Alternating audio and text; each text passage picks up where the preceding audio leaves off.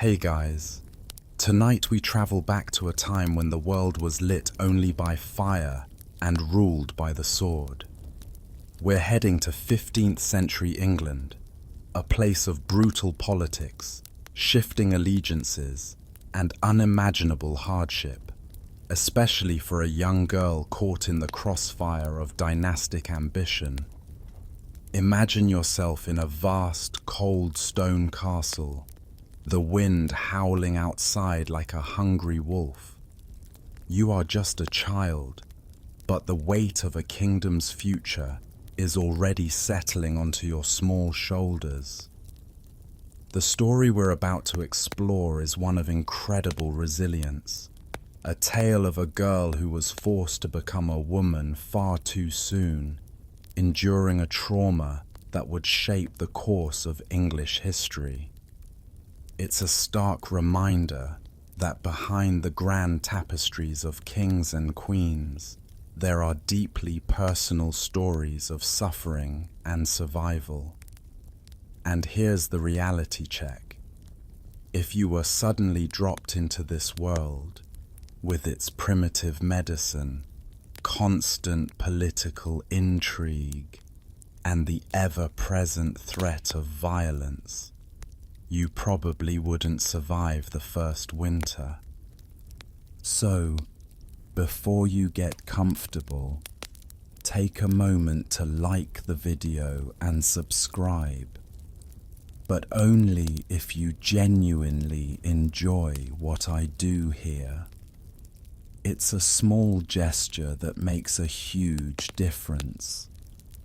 And while you're at it, I'd love for you to post your location and local time in the comments below. It's always fascinating to see where everyone is tuning in from, creating this little global community of history lovers settling in for the night. Now, dim the lights, maybe turn on a fan for that soft background hum, and let's ease into tonight's journey together. Your story begins not with a choice, but with a designation. You are born into a world where your name, your blood, is your destiny. It is May 1443, and you are Margaret Beaufort. You enter a world teetering on the brink of chaos, a kingdom weary from a long, losing war in France, and simmering with the rivalries that will soon erupt into the bloody conflict known as the Wars of the Roses. Your home is Bletsoe Castle in Bedfordshire, a formidable stone fortress surrounded by a moat, its walls thick enough to repel any casual attacker. But the real dangers in your world don't always announce themselves with trumpets and siege engines. They often arrive with a smile, a sealed document, and a marriage contract. Your father is John Beaufort, the first Duke of Somerset. He is a man of royal blood, a grandson of John of Gaunt, who was himself the son of the great King Edward III. This lineage makes you important. It makes you valuable. In the chess game of 15th century English politics, a girl with royal blood is a powerful piece, a pawn to be moved, a queen to be captured, a prize to be won. Your mother, Margaret Beauchamp of Bletsoe, is a formidable woman in her own right, an heiress who understands the precarious nature of power. She knows that for a woman in this world, survival depends on shrewd alliances and the careful management of wealth and influence. You are barely a year old when the first great tragedy of your life strikes. Your father, the Duke, returns from a disastrous military campaign in France. He is a broken man. He had been tasked with defending England's dwindling territories, a hopeless endeavour against a resurgent French army inspired by the memory of Joan of Arc. He watched as lands won by the legendary Henry V slipped through his fingers like sand. The failure haunts him, eats at him from the inside out. Back in England, he faces not sympathy, but scorn. Whispers of incompetence and even treason follow him through the corridors of power. He retreats into himself, a ghost haunting his own life. Then, one day, he is found dead. The official cause is given as a sudden illness, a fever that swept him away. But the whispers tell a different story. Some say he took his own life, unable to bear the shame of his defeat. Others murmur of poison, a convenient way to remove a powerful but failed nobleman. Historians still argue whether his death was suicide or a politically motivated assassination, but for you, the result is the same. You are a fatherless child, an orphan heiress, and your value on the political marketplace has just skyrocketed. Your mother, now the Dowager Duchess, wastes no time. She cannot afford the luxury of prolonged grief. She has a daughter to protect, and in this world, protection means being bound to someone powerful. Before you can even properly form sentences, your future is being negotiated. You become the ward of William de la Pole, the Duke of Suffolk, one of the most powerful and controversial men in England. He is the king's favourite, a man who effectively rules the country in the name of the gentle, pious, and mentally fragile King Henry VI. Suffolk sees in you not a child, but an asset. You are the heiress to the vast Beaufort estates, and by controlling you, he controls that wealth. At the tender age of 6, you are formally betrothed to his son, John de la Pole. You are a child playing with dolls in the gardens of Bletsoe, vaguely aware of the serious-faced men in fur-trimmed robes who discuss your future in hushed tones. The marriage contract is signed, sealing an alliance between two of the most influential families in the realm. It seems your future is secure, tied to the man who holds the king's ear. But the winds of political fortune are notoriously fickle. The very things that made Suffolk powerful, his influence over the king and his role in negotiating the unpopular marriage of Henry VI to the French princess Margaret of Anjou, also make him a target. The English nobility and the common people alike blame him for the final loss of Normandy and for the general state of mismanagement in the kingdom. In 1450, the storm breaks. Suffolk is impeached by Parliament, stripped of his offices, and banished from the kingdom for 5 years. It is a stunning fall from grace. As he sails into exile, his ship is intercepted in the English Channel. It's not clear if they are pirates or political enemies acting on orders. The result is the same. The Duke is subjected to a mock trial on the deck of the ship and then brutally executed. They force him to lay his head on the gunwale, and a sailor with a rusty sword hacks at his neck until the head is severed. It takes 6 clumsy, gruesome blows. The news sends shockwaves through the English court, and just like that, your betrothal to his son is worthless. The alliance is broken, the contract void. At 7 years old, you are back on the marriage market. Your wardship is transferred directly to the king, Henry VI. This is both an honor and a danger.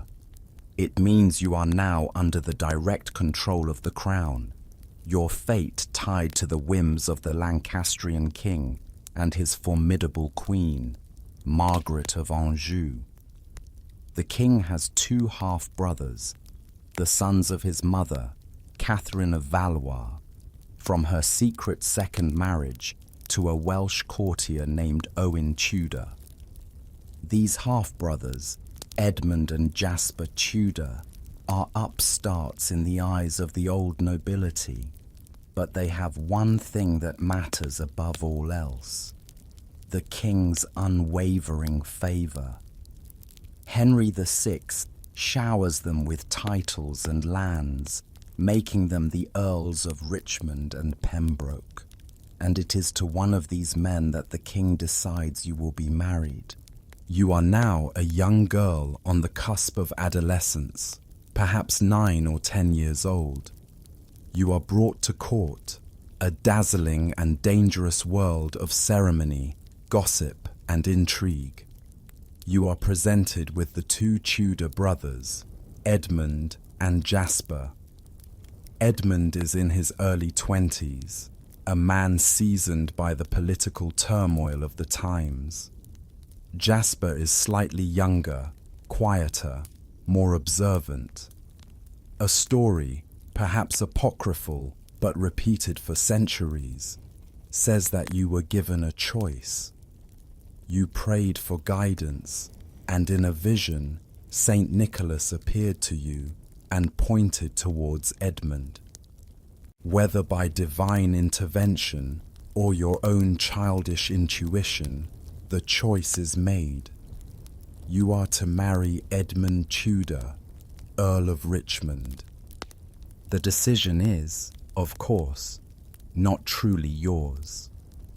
It is a strategic move by the king to bind the great Beaufort inheritance to his own Tudor relatives, strengthening the Lancastrian faction against the growing power of their rival, Richard, Duke of York. The House of York also has a claim to the throne, a claim that many believe is stronger than the Lancastrian one. The tension between the 2 factions is a palpable thing, a low hum of menace beneath the surface of courtly life. Everyone knows that a reckoning is coming. In 1455, the storm finally breaks.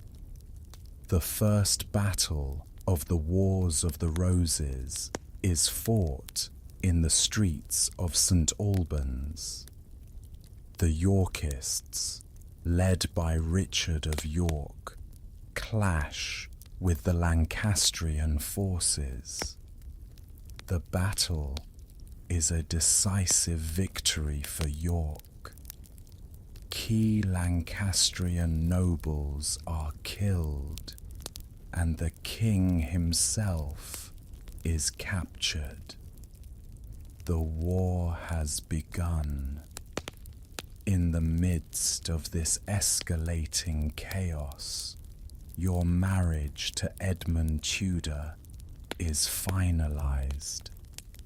You are 12 years old. The wedding takes place at your home, Bletsoe Castle. It is a grand affair, a defiant display of Lancastrian power in the face of the Yorkist victory. The great hall is hung with tapestries depicting the heroic deeds of your Beaufort ancestors. The chapel is filled with the scent of incense and beeswax candles. You stand at the altar, a small, slender figure in a gown of velvet and silk, your heart pounding in your chest. Beside you stands Edmund Tudor, a man a decade your senior, a virtual stranger to whom you are about to be bound for life. You recite the vows, your voice barely a whisper, words of love and obedience that you can scarcely comprehend. You are now the Countess of Richmond. There is no gentle transition into married life. In the 15th century, for the nobility, marriage is about procreation, about securing the dynasty. The concept of waiting for a girl to reach physical maturity is a luxury that politics cannot afford. The marriage is consummated immediately. The experience is a trauma, a violation that you will carry with you for the rest of your life. It is a brutal introduction to the realities of your station. You are no longer a child. You are a vessel for the continuation of a bloodline. In the silent, lonely darkness of your wedding night, you learn the true price of your noble birth. The physical pain is immense, but the psychological wound is deeper still. It fosters in you a deep, almost obsessive piety, a turning towards God as the only possible solace in a world that has shown you such harshness. Within months, your body begins to change in ways that are both frightening and bewildering. Your monthly courses cease, and your belly begins to swell. The older women in your household, your mother, your ladies in waiting, watch you with a mixture of satisfaction and deep concern. You are pregnant. You have fulfilled your primary duty as a wife, but you are so young. Your own body has not yet finished growing. Childbirth is a dangerous, often fatal ordeal even for grown women. For a girl of 12, soon to be 13, it is a terrifying gamble. Your mother, who was a mature 18 when she gave birth to you, looks at your small frame and her face is etched with worry. She knows the risks. She has seen too many young girls die in the birthing bed. As your pregnancy advances, the political situation in England deteriorates further. The Wars of the Roses are escalating. Edmund, your husband, is a key Lancastrian figure. He is sent to Wales to assert the king's authority and suppress Yorkist sympathisers. He leaves you, his pregnant child bride, in the care of his brother Jasper at Pembroke Castle, a massive fortress on the Welsh coast. You are now separated from your mother and the familiar surroundings of your childhood home, alone in a remote, rugged land among strangers. Then, in the autumn of 1456, disaster strikes. News arrives at Pembroke that Edmund has been captured by Yorkist forces under William Herbert. He is imprisoned in Carmarthen Castle. The details are murky, lost in the fog of war. Was he captured in a skirmish? Was he betrayed? We will never know for sure. What we do know is that while imprisoned, he contracts the plague. The Black Death is a constant, terrifying presence in medieval life, a swift and merciless killer. In the squalid conditions of a 15th century prison, it spreads like wildfire. On November 3rd, 1456, Edmund Tudor, Earl of Richmond, dies of the plague in his cell. The news reaches you at Pembroke Castle. A messenger, his horse lathered in sweat, arrives bearing the grim tidings. You are 13 years old, you are a widow, and you are 7 months pregnant with the child of a man you barely knew, a man who is now dead. You are utterly alone, a pawn in a deadly game, carrying the sole heir to the Tudor line. Your protector is gone.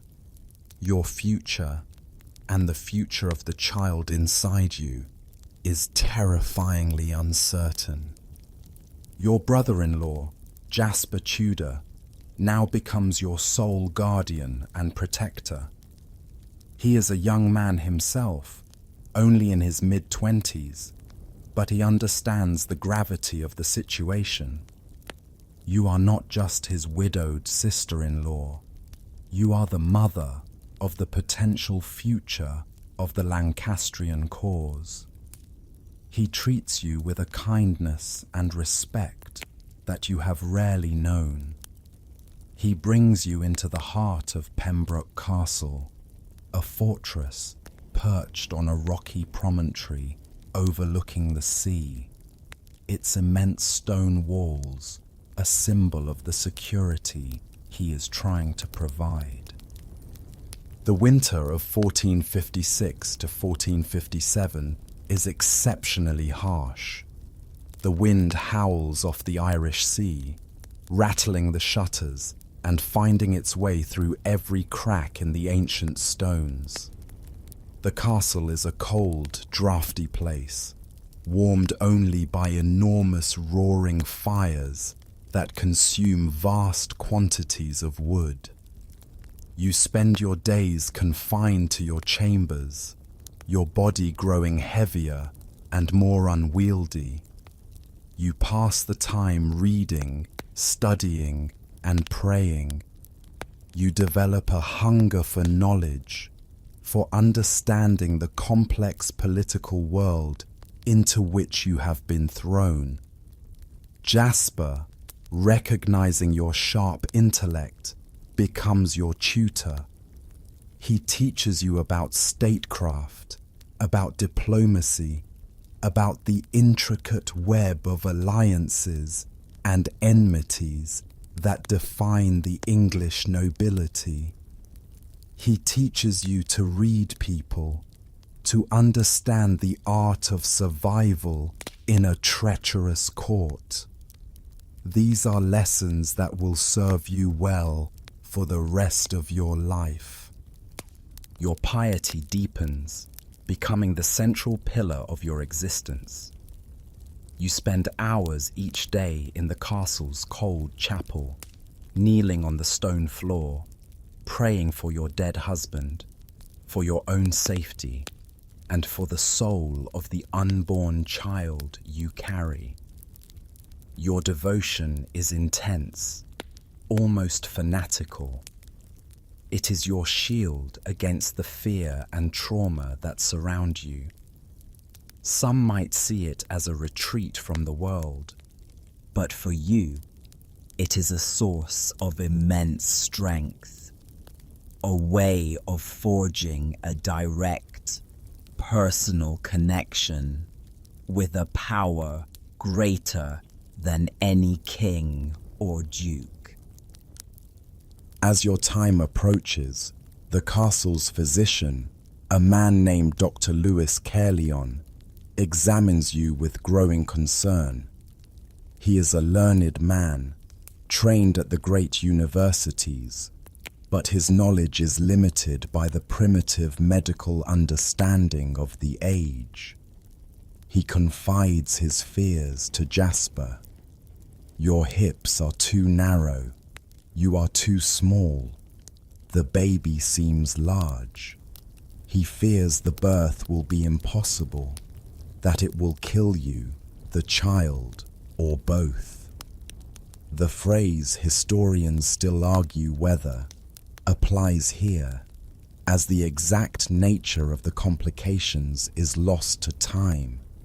But the consensus is that your youth and small stature made the impending birth exceptionally dangerous. The final weeks are a torment of anxiety. You can feel the life stirring within you, a constant reminder of the ordeal to come. You are terrified, but you are also resolute. You have a duty to perform, a legacy to deliver. The fate of the Tudor line rests within your child's body. On the 28th of January, 1457, your labor begins. It is a cold, bitter night. The wind shrieks around the castle towers. The pain is unlike anything you could have imagined. A savage, tearing agony that seems to split you in two. The midwives are summoned, experienced Welsh women who have seen countless births. They see you, a child writhing on the bed, and their faces are grim. They know this will be a difficult, perhaps impossible, delivery. The labor goes on for a day and a night. It is an eternity of suffering. Your screams echo through the stone corridors, a harrowing soundtrack to the struggle for life taking place in your chamber. The midwives do what they can, using their traditional knowledge of herbs and positioning, but the baby will not come. You are exhausted, your strength failing. You drift in and out of consciousness, the world a blur of pain, flickering candlelight, and anxious faces. Dr. Caerleon is summoned. He sees that you are close to death. A decision must be made. They must intervene, try to pull the baby from your body. A brutal and dangerous procedure that will almost certainly cause you catastrophic injury if it doesn't kill you outright. In a final, desperate, agonizing effort, the baby is born. It is a boy. He is small and frail, but he is alive. He lets out a thin, reedy cry, a sound that cuts through the exhausted silence of the room. They wrap him in swaddling clothes and place him in your arms. You look down at the tiny, red-faced creature, your son. You name him Henry, after the king. You have done it. You have survived. You have delivered the heir. But the cost is immense. The birth has shattered your young body. The damage is severe and permanent. You have suffered extensive internal tearing. For weeks, you lie in bed, hovering between life and death, fighting off fever and infection. Dr. Caerleon and the midwives work tirelessly to save you, using all the remedies at their disposal: herbal poultices, bloodletting, prayers. Slowly, miraculously, you begin to recover. But you will never be the same. The ordeal has left you barren. You will never bear another child. At the age of 13, your reproductive life is over, sacrificed to produce this one precious son. The physical scars are profound, but the psychological ones run even deeper. The trauma of the birth will haunt you for the rest of your days. It reinforces your intense religiosity, your belief that you are a vessel for God's will, chosen to suffer for a greater purpose. And it forges within you a will of iron. You look at your infant son, Henry Tudor, and you see not just a child, but a destiny. He is the reason for your suffering, the purpose of your life. From this moment on, Every action you take, every decision you make will be dedicated to one single, all-consuming goal: to see your son, Henry, on the throne of England. As you slowly regain your strength in the cold stone rooms of Pembroke Castle, the world outside continues its descent into chaos. The Wars of the Roses rage on. The Lancastrian cause, to which you and your son belong, is faring poorly. The Yorkists are in the ascendant. You are a widow, a teenage mother, with a son whose very existence is a threat to the ruling powers. You are vulnerable, exposed. You know you cannot remain a single woman for long. You need a protector, an ally, a husband who can provide you and your son with security in these dangerous times. Your mother, ever the pragmatist, arranges your next marriage. In 1458, just over a year after giving birth to Henry, you are married to Sir Henry Stafford, the younger son of the powerful Duke of Buckingham. The Staffords are a complex family, with ties to both the Lancastrian and Yorkist factions. They are masters of political survival, known for their ability to navigate the treacherous currents of the war. The marriage is a strategic one. It is not about love or even companionship. It is about protection. By marrying into the Stafford family, you gain a powerful shield for yourself and, more importantly, for your son. The marriage contract is carefully negotiated. A key provision, one you insist upon, is that your son, Henry, will remain in Wales under the guardianship of his uncle, Jasper Tudor. It is a heartbreaking decision. It means you will be separated from your only child. But you know it is the safest course of action. Pembroke Castle, under the fierce protection of Jasper, is a safer haven for the young Tudor heir than the politically charged household of an English nobleman.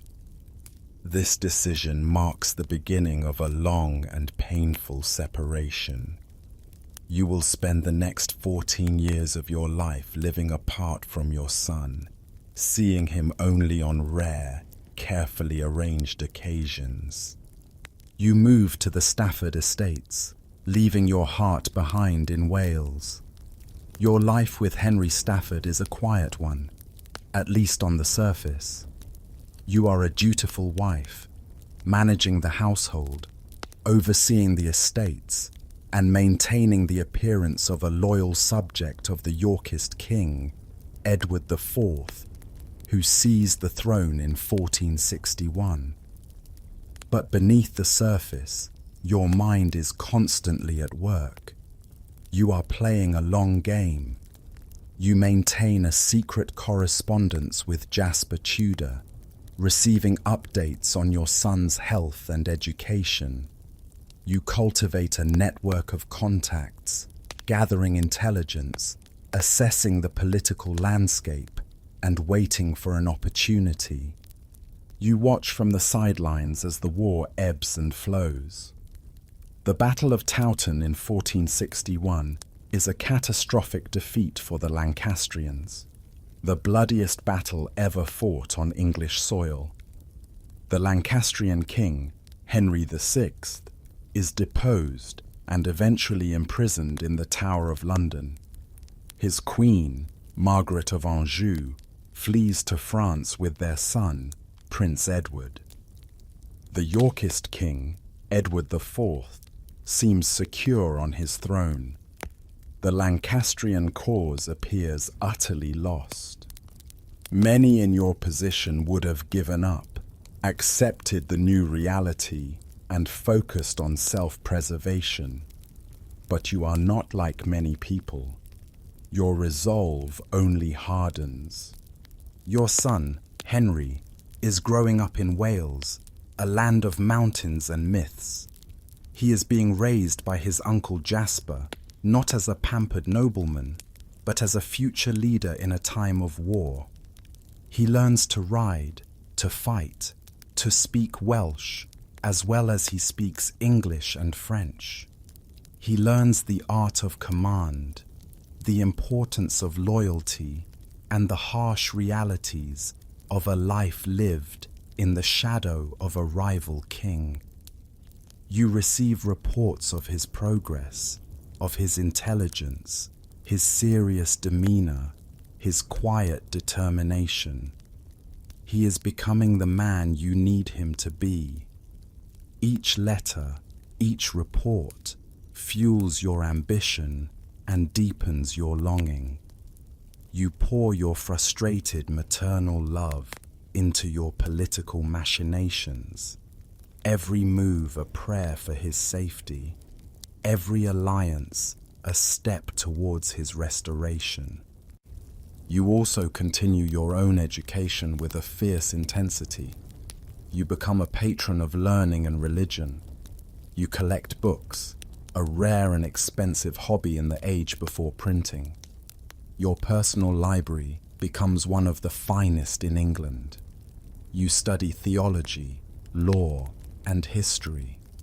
You are arming yourself with knowledge, the one weapon that no one can take from you. You become known for your piety and your intelligence, a quiet, formidable presence in the Stafford household. People might underestimate you, seeing only a devout, bookish woman. That is their mistake. One of the quirky tidbits of your life during this period is your meticulous attention to household management. Your surviving account books show an astonishing level of detail. You track every penny spent, every yard of cloth purchased, every wage paid to a servant. This isn't just about being frugal, it's about control. In a world where your own life is subject to the whims of powerful men, you exert absolute authority over the one domain you can, your household. It's a small kingdom where your word is law, a training ground for the larger game you are playing. This attention to detail, this mastery of finance and logistics, will prove to be an invaluable skill in the years to come when you are funding armies and orchestrating a rebellion. Your husband, Henry Stafford, is a decent man, but he is a Yorkist. He fights for King Edward IV. This creates a strange and tense dynamic in your marriage. You are bound to a man who serves the enemy of your son. You navigate this delicate situation with incredible skill, never revealing the true depth of your Lancastrian loyalties.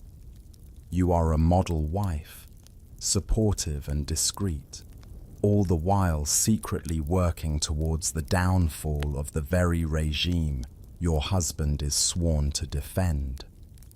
It is a double life, a constant performance that requires immense self-control. In 1469, the political landscape shifts again. The powerful Earl of Warwick, the kingmaker, who was instrumental in putting Edward IV on the throne, turns against him. The reasons are complex, a mixture of personal ambition and political disagreement. Warwick's rebellion throws the kingdom back into turmoil. Your husband, Henry Stafford, is wounded, fighting for the king at the Battle of Edgecote Moor. He is brought home to recover, and you nurse him dutifully. His injury and the shifting political tides give you an opening.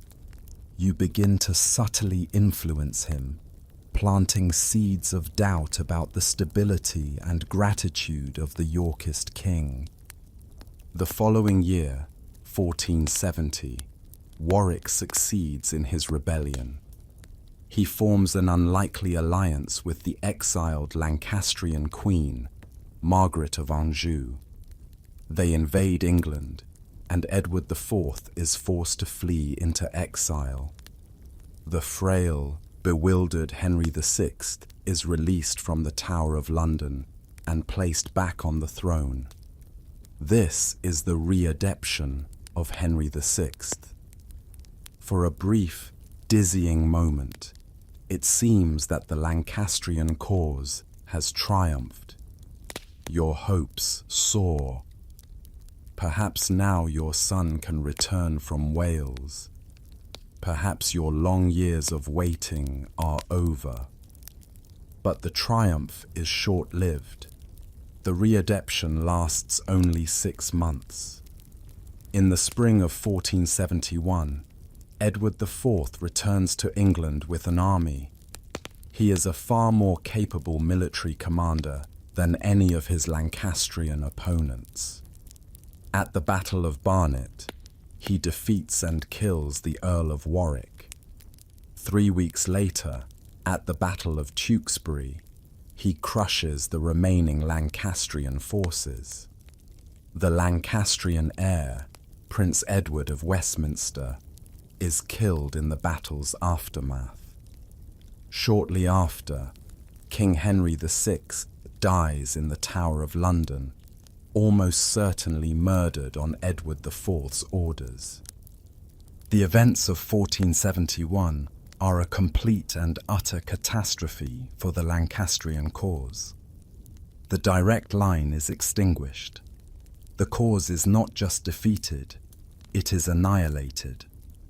But in this moment of absolute disaster, a strange and dangerous opportunity arises.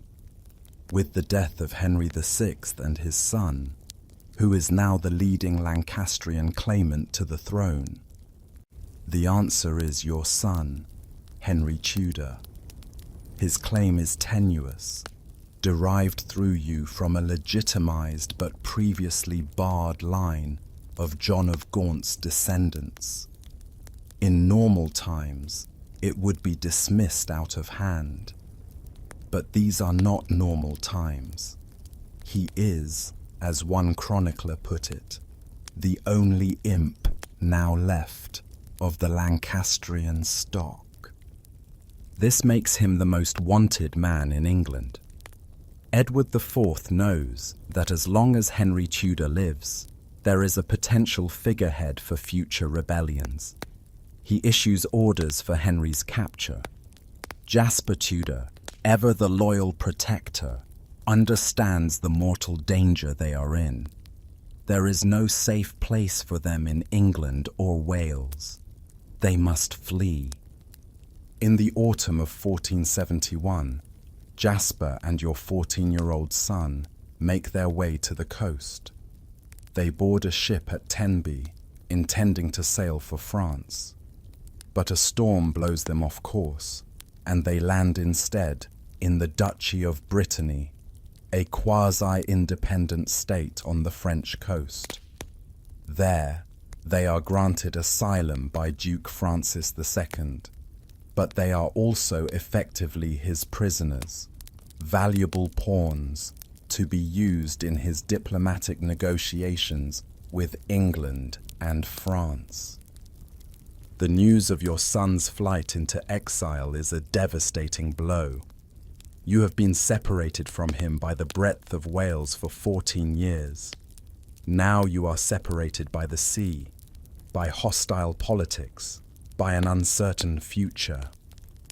You have no idea if you will ever see him again. In the same year, your second husband, Henry Stafford, dies, likely from the lingering effects of the wounds he received at Edgecote. You are once again a widow, now aged 28. Your son is an exile. Your cause is in ruins. Your king is dead. By any rational measure, your ambitions should have died with them. But you are Margaret Beaufort, and your story is far from over. The trauma of your youth, the pain of separation, the years of patient waiting have forged you into something extraordinary. You stand at the wreckage of your hopes, not in despair, but with a cold, unyielding resolve. You have lost a battle, but you have not lost the war. The first chapter of your life, the chapter of the child bride and the victim of fate, is over. The next chapter, the chapter of the master strategist and the king's mother, is about to begin. You survey the political landscape, a world of men who think they hold all the power, and you begin to plot. Your son may be in exile, but you are in England, at the very heart of the court.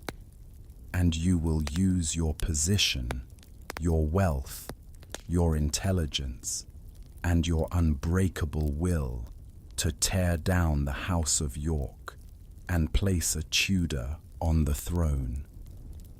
The wait will be long and the path treacherous, but you have learned the art of patience. You will wait, you will watch, and when the time is right, you will strike. You are 28 years old, and you are a ghost at the feast of the House of York. Your son, Henry, is a fugitive across the sea. Your cause lies in ruins, and you are twice a widow. To the triumphant court of King Edward IV, you are a relic of a defeated dynasty, a woman to be pitied, perhaps, but certainly not feared. They see your piety, your quiet demeanor, your black mourning gowns, and they mistake strength for fragility. They see a woman who has lost everything. They are wrong. You have lost much, but you have not lost your purpose. The fire of ambition that was lit in the blood and pain of that birthing chamber in Pembroke Castle now burns with a cold, controlled intensity. The grief of a mother separated from her only child has transmuted into something harder, something more dangerous, a patient, calculating, and utterly ruthless political will. Your first move is not one of passion, but of pure, cold pragmatism. You need to survive. More than that, you need access. You need to be at the center of power, not on its periphery. A widow, even a wealthy one, is vulnerable. You need a husband, but not just any husband. You need a man who can navigate the treacherous currents of the Yorkist court, a man with power, influence, and a finely honed instinct for self-preservation. You need a partner, not a master. Your choice is Thomas, Lord Stanley. It is a brilliant, audacious selection. Stanley is the ultimate political survivor, a man who has made an art form of being on the winning side. His family, the Stanleys of Latham and Knowsley, command immense power in the northwest of England, a region where their word is practically law. They can raise a small army of loyal men at a moment's notice. But Stanley's true genius lies not in military might, but in his political acumen. He is a master of ambiguity, a tightrope walker who can balance between factions, keeping his options open until the very last second. He has served the House of York, but his loyalty is ultimately to himself and his family. He is, in short, a man you can do business with. The marriage is arranged in 1472. It is a transaction, a strategic alliance. For you, it provides the ultimate cover. As Lady Stanley, wife to a trusted servant of the Yorkist king, you can move freely within the highest circles of power. You gain access to the court, to its secrets, its gossip, its shifting alliances. You are no longer the isolated widow of a Lancastrian rebel. You are a great lady of the Yorkist establishment. For Stanley, the marriage brings the prestige of your royal Beaufort blood and control over your vast estates, further cementing his own power. He is a shrewd man. He knows exactly who you are and what your son represents. He is not marrying you out of love. He is making an investment, hedging his bets against a future that is always uncertain. He sees in you a fellow player, and he respects the game.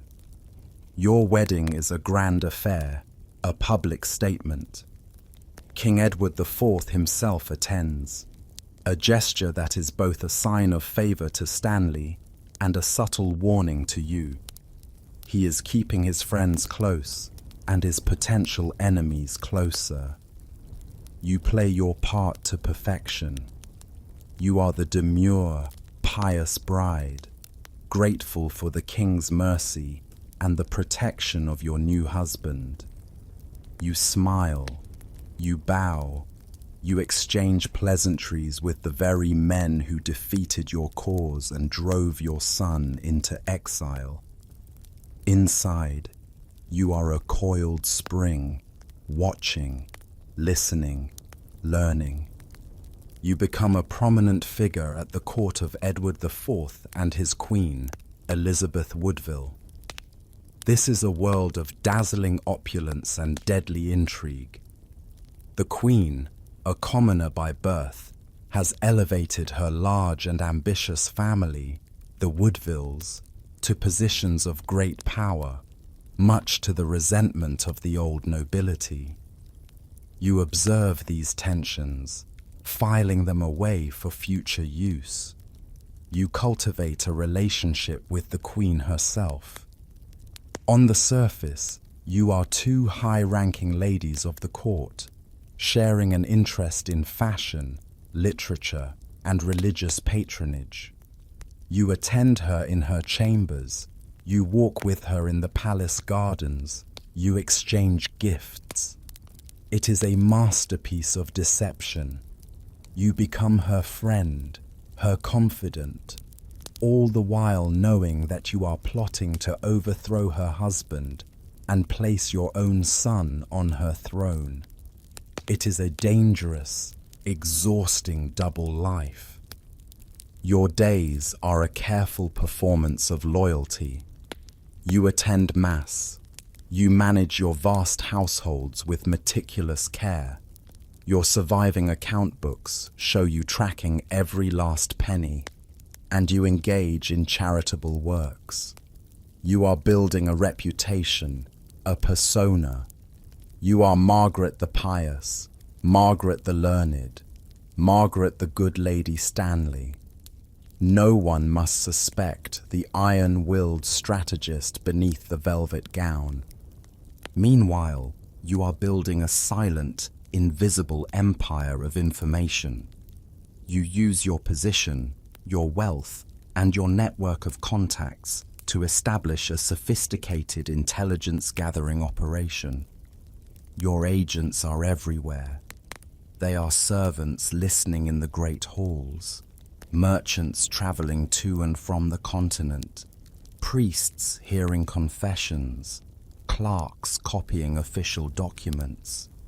Information flows to you through a web of secret channels.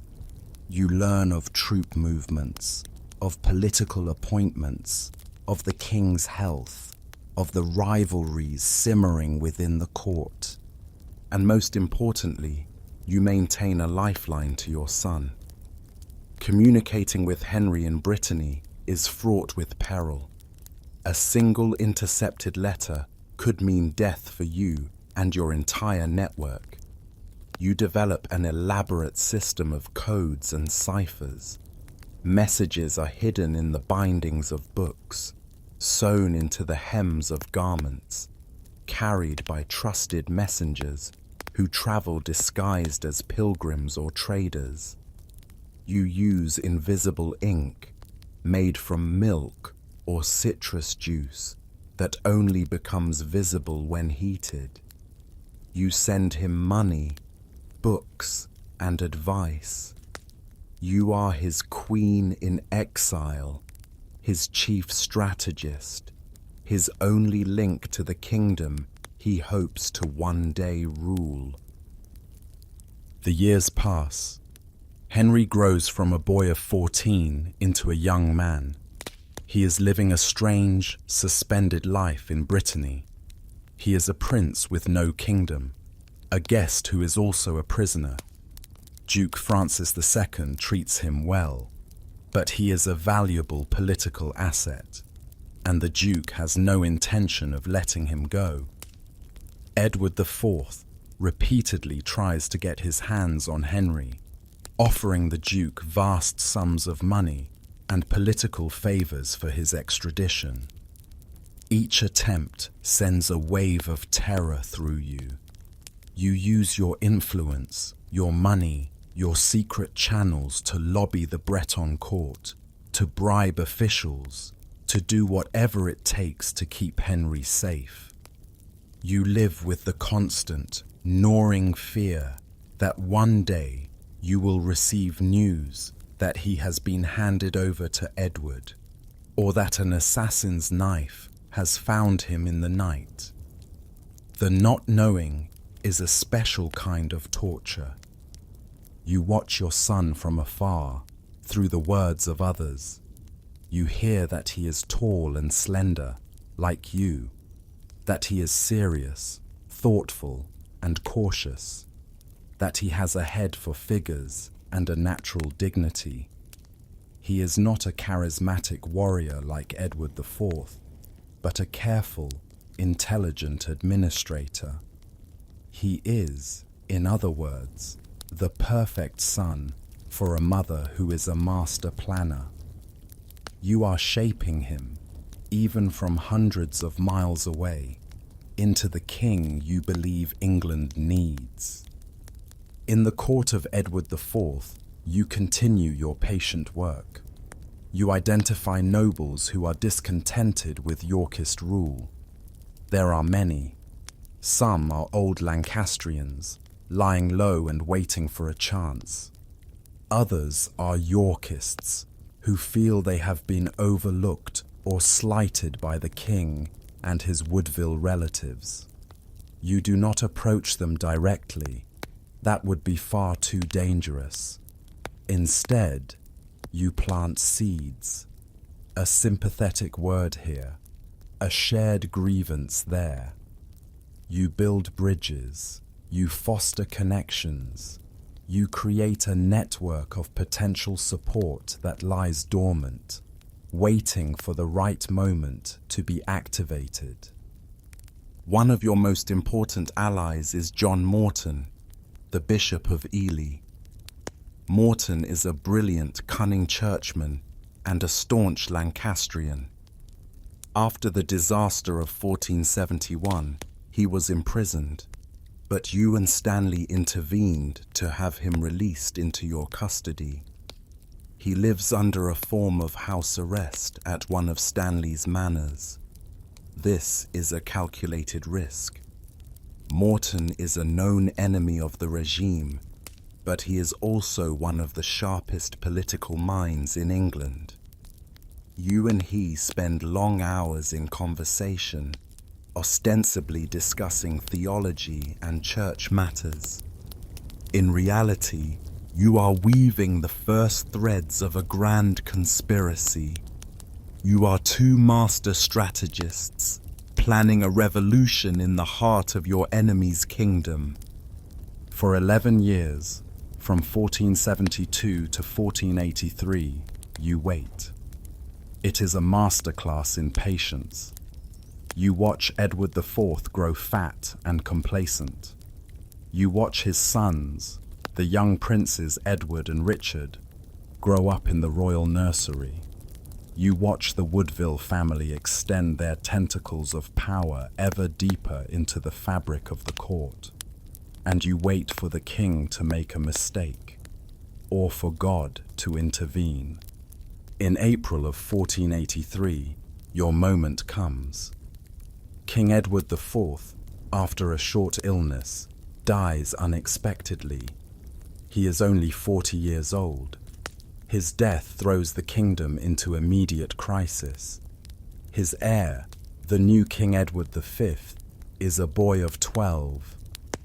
A child king means a regency, and a regency means a power struggle.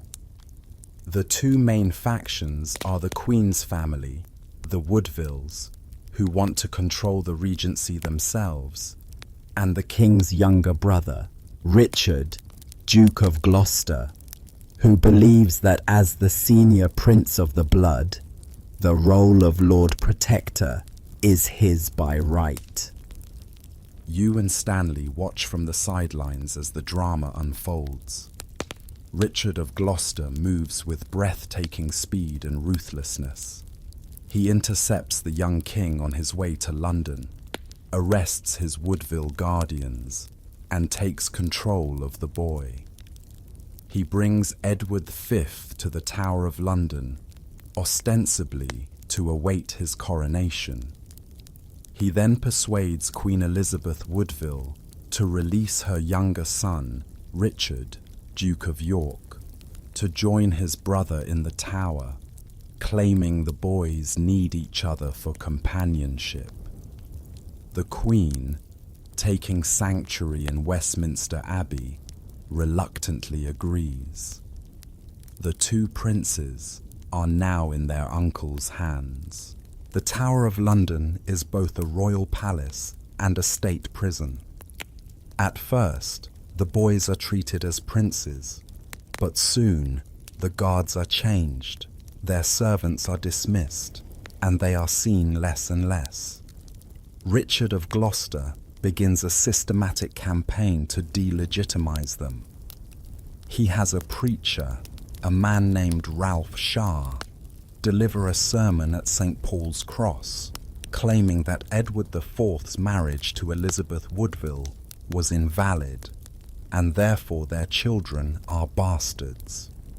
He then has Parliament, under duress, pass an act called Titulus Regius, which formally declares the princes illegitimate and offers the crown to him. On July 6th, 1483, Richard, Duke of Gloucester, is crowned King Richard III. And the two boys in the tower? They disappear. They are never seen again. The story that quickly spreads is that Richard has had his own nephews murdered to secure his throne. Whether Richard III truly ordered the murder of the princes in the tower is the most famous and enduring open scholarly debate in English history. Historians still argue whether he was a ruthless child killer or the victim of Tudor propaganda. But in the summer of 1483, what people believed was more important than the truth, and many people, even staunch Yorkists, believed that Richard was a usurper and a murderer. For you, Richard's seizure of the throne is a cataclysmic event that is also a golden opportunity. Richard has done what you never could. He has shattered the unity of the House of York. He has alienated a huge portion of the nobility and horrified the common people. Suddenly, the idea of an alternative king is no longer a distant dream. It is an urgent necessity. And who is the alternative? Your son, Henry Tudor. His once tenuous claim now looks like the only legitimate option for those who want to remove the tyrant Richard. You spring into action. The years of patient waiting are over. This is the moment you have been preparing for. You initiate a breathtakingly audacious plan. You, a woman, supposedly powerless, become the nerve center of a nationwide conspiracy. You decide to unite the two warring houses of Lancaster and York. You will do this by proposing a marriage. Your Lancastrian son, Henry Tudor, will marry Elizabeth of York, the eldest daughter of the late Edward IV and sister to the murdered princes. This single stroke of political genius would unite the claims of both houses, heal the wounds of the Wars of the Roses, and create a powerful coalition against Richard III. You need a go-between to reach the Dowager Queen, Elizabeth Woodville, who is still in sanctuary at Westminster Abbey. You choose her physician, a man named Lewis. It's a quirky, almost comical detail in this high-stakes drama. The fate of the kingdom is being negotiated by two mothers, using a doctor as their secret messenger. Through Dr. Lewis, you send your proposal to the former queen. You are offering her a chance for revenge against the man who stole her husband's throne and murdered her sons. You are offering her the chance to see her daughter become Queen of England. Elizabeth Woodville, a shrewd political operator in her own right, agrees. The alliance is forged. Disaffected Yorkists who want to avenge the princes will now join with old Lancastrians to support the cause of Henry Tudor. At the same time, you are coordinating with Bishop Morton and other conspirators to plan a massive uprising. The plan is for a series of coordinated rebellions to break out across the south of England in October 1483, led by the Duke of Buckingham, a powerful nobleman who had been one of Richard's key supporters but has now turned against him. While Richard is distracted by these rebellions, your son, Henry, will invade from Brittany with an army of mercenaries. It is a complex, ambitious plan that requires perfect timing and absolute secrecy. But the plan fails. A combination of bad luck and betrayal unravels the conspiracy. A massive storm in the English Channel prevents Henry's invasion fleet from landing. Richard III, who is a skilled military commander and has an excellent intelligence network of his own, gets wind of the plot. He moves quickly to crush the rebellions before they can unite. The Duke of Buckingham is captured and executed. The other leaders are forced to flee or are rounded up and killed. The Buckingham Rebellion, as it comes to be known, is a total failure. Your own role in the plot is discovered. Richard III is furious. He wants you executed for treason, and by all rights, he should have. But he hesitates. Executing you would be a risky move. You are still the wife of the powerful Lord Stanley, whose loyalty Richard desperately needs. And you are a woman, a respected figure known for your piety. To execute you might create a martyr and further alienate the nobility. So, Richard chooses a different path. He passes an Act of Parliament that strips you of all your titles and lands, declaring you legally dead. All your property is transferred to your husband, Lord Stanley. You are to be placed under house arrest, confined to Stanley's custody. He is ordered to ensure you have no contact with your son or any other conspirators. It is a crushing blow. You are a prisoner in your own home, your network shattered, your co-conspirators dead or in exile. Your son, having failed to land, has retreated back to Brittany, his position now more precarious than ever. It seems that you have gambled everything and lost. But Richard III has made a critical error. By placing you in the custody of your husband, he assumes that Stanley will be able to control you.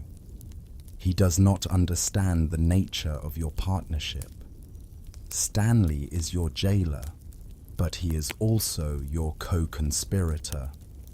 Under the guise of strict confinement, you continue to plot. Your communications are now even more difficult, more dangerous, but they do not stop. You are playing an even longer game now. You know that Richard's throne is unstable. He rules through fear, not love, and such reigns are seldom long. You continue to funnel money and intelligence to Henry, and you focus your efforts on the one man whose support will be decisive in any future conflict, your husband, Lord Stanley. You work on him subtly, patiently. You know he will never declare his intentions openly. That is not his way. But you cultivate his ambition, his resentment of Richard, his sense of self-preservation. You also work on his brother, Sir William Stanley, a more impulsive and daring man. You are weaving a web of loyalty and obligation around the Stanley family, ensuring that when the moment comes, they will be on the right side, your side. Meanwhile, Henry's situation in Brittany becomes critical. Richard III puts immense pressure on Duke Francis to hand him over. The Duke is old and sick, and his treasurer, Pierre Landaise, is effectively running the duchy. Landaise is open to Richard's bribes. Henry gets word that he is about to be betrayed. With the help of Bishop Morton, who has escaped to the continent, Henry executes a daring escape. He and a few followers flee Brittany on horseback, riding for the border with France. It is a desperate race against time, with Landaise's men in hot pursuit. They make it across the border just in time, finding refuge at the court of the young King Charles VIII of France. This is a major turning point. France is England's traditional enemy. The French king is happy to support a claimant to the English throne as a way to destabilize his rival. He provides Henry with money, ships, and a small army of French soldiers and Scottish mercenaries. The invasion is back on.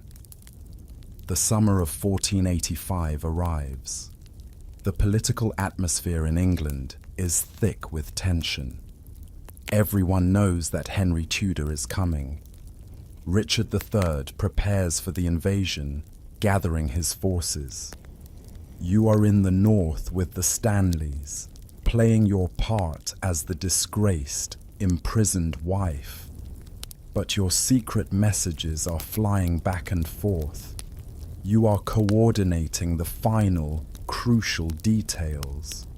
You have secured promises of support from a network of nobles across the country. But everything will depend on the Stanleys. What will they do when the moment of crisis arrives?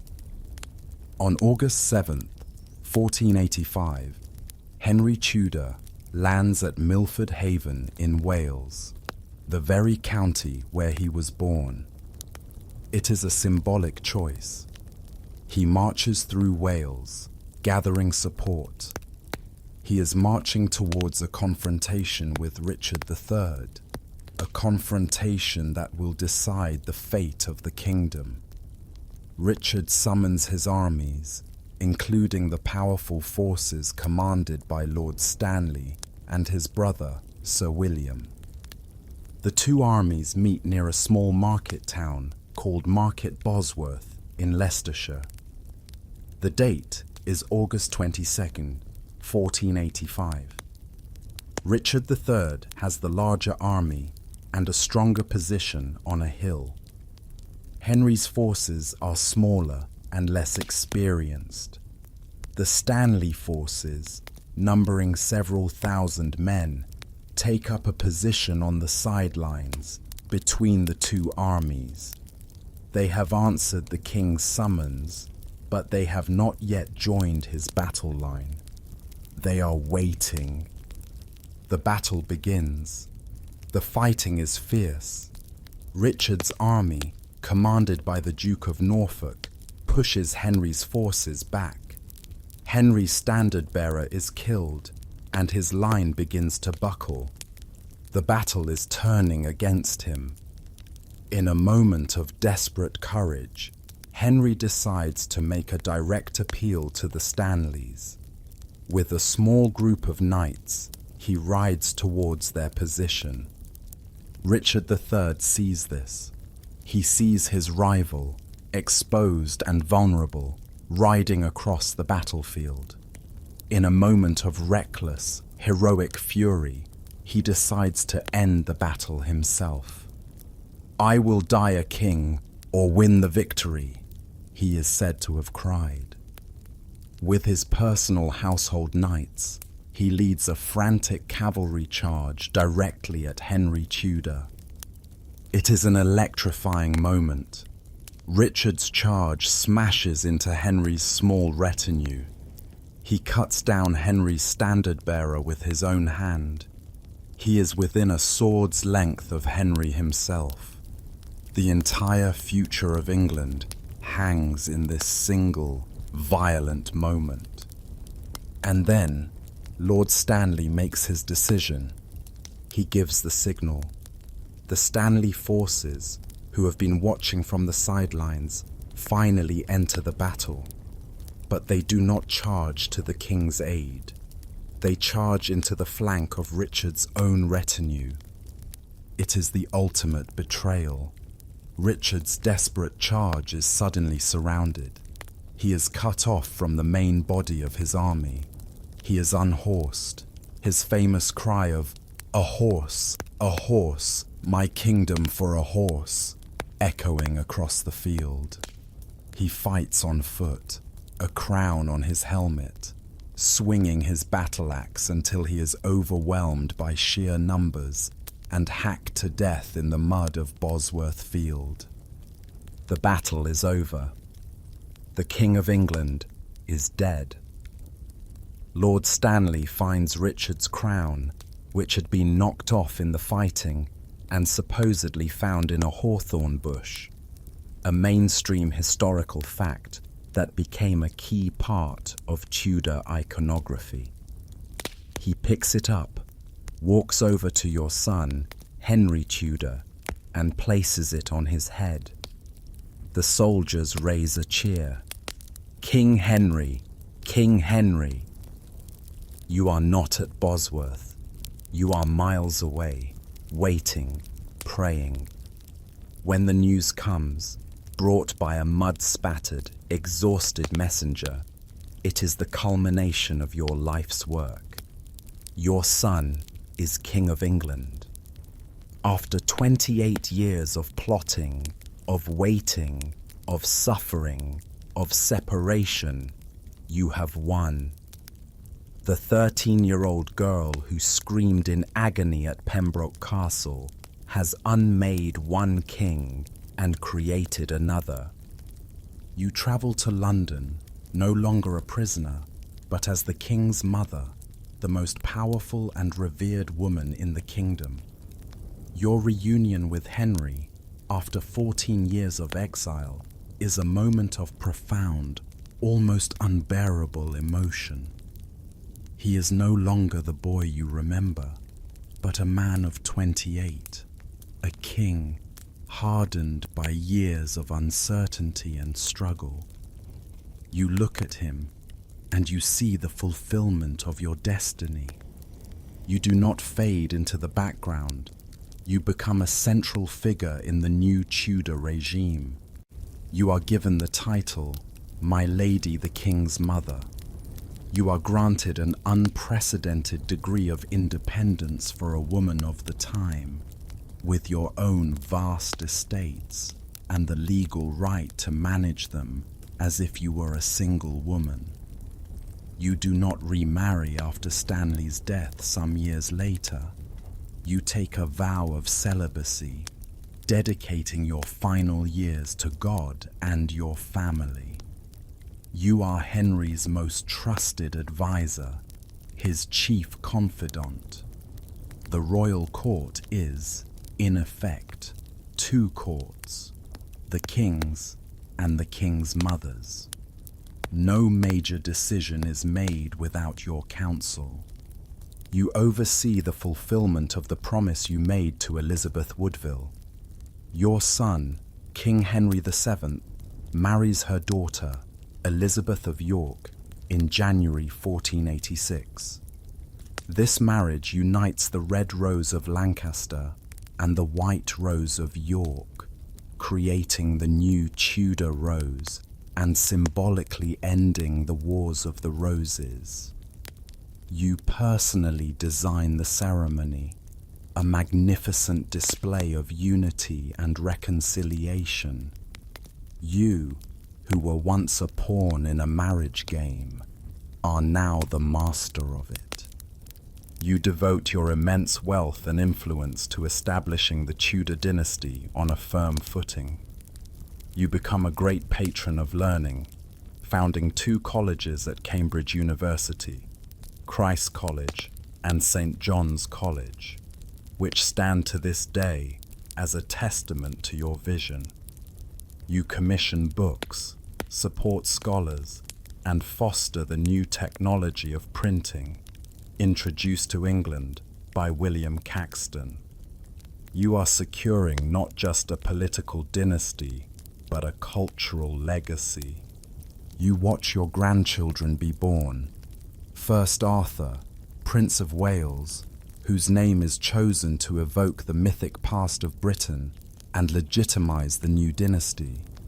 Then Margaret, who will become Queen of Scotland. And then another boy, named Henry, a robust and healthy child, who will one day become the infamous King Henry VIII. You are the matriarch, the founder of the feast, watching the future of England unfold around your dinner table. Your life has been one of extraordinary paradoxes. You were a child bride who became a master politician, a woman in a man's world who outplayed them all, a devoutly religious woman who engaged in ruthless, bloody conspiracy. Your suffering was immense, but your achievement was monumental. You took a broken, bankrupt, war-torn country and gave it a new dynasty, a new sense of purpose, and a generation of peace. In 1509, your son, King Henry VII, dies after a successful reign of 24 years. He has fulfilled your every hope, leaving a secure throne and a full treasury to his heir. You outlive him, but only by a few months. You oversee the arrangements for his funeral and the coronation of your grandson, the young Henry VIII. Your work is finally done. You die on June 29th, 1509, just 2 months after your son, having seen the Tudor dynasty firmly established. Your tomb in Westminster Abbey is a masterpiece of Renaissance sculpture, crafted from black marble and gilded bronze. It shows you not as a young girl, but as an old woman, your face lined with the wisdom and sorrow of your long, incredible life, your hands raised in prayer. The inscription celebrates your titles, your charity, your royal connections, but it cannot capture the true story. It cannot tell of the terror of the birthing chamber, the long, lonely years of separation, the silent, patient plotting in the heart of the enemy court. It cannot measure the sheer force of will that it took for one woman to endure so much and to achieve the impossible. You were Margaret Beaufort, the king's mother, and you remade a kingdom in the image of your own unbreakable resolve. And now, as our story comes to a close, let the echoes of that distant, turbulent world begin to fade. The stone walls of the castles soften into the familiar shadows of your own room. The clash of steel and the whispers of intrigue are replaced by the gentle, steady rhythm of your own breathing. The immense weight of a kingdom's fate lifts, leaving behind only a sense of peace, a quiet stillness. The long struggles of Margaret Beaufort, her pain and her ultimate triumph, have been laid to rest, just as she was centuries ago. Her story, a testament to endurance, is now a soft murmur in the annals of time, a tale to guide you gently towards your own rest. The challenges of her world have dissolved, and all that remains is the calm of this present moment, the comfort of your bed, and the deep, restorative promise of sleep. Let your mind drift, let your body grow heavy, and allow the quiet of the night to envelop you in its peaceful embrace.